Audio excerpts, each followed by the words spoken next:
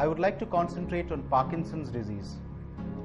Now, Parkinson's disease was first described in the early 19th century by James Parkinson. It was called the shaking palsy, and true to its name, it has amongst its most important features, it has a tremor, which is a tremulousness which occurs of the extremities. It usually starts with one hand or one leg and then progresses after a few years to involve the opposite side.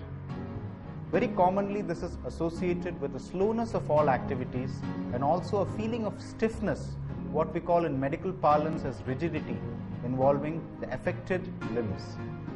So all this leads to a difficulty in getting up from a chair, a difficulty in walking, a tendency to walk with a stooped posture and with very short steps.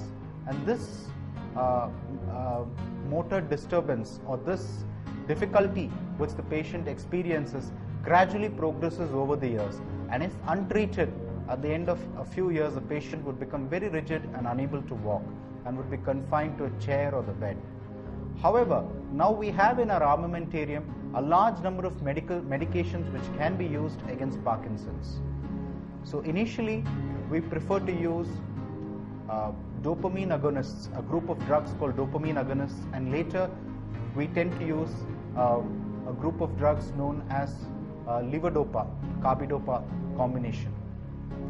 There are also several drugs which are useful in Parkinson's to ameliorate the various other features such as tremor, and later during the disease what is described as a motor fluctuations, which would mean that from time to time a person who would be normal in activity would become stiff and sometimes would also experience abnormal movements known as dyskinesias.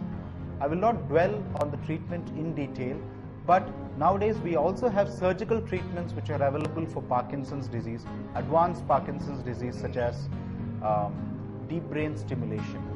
So an illness which was in the last century completely untreatable and would inexorably progress to the bedbound state is now completely controllable, and to a large extent a patient can lead a normal life despite having Parkinson's disease.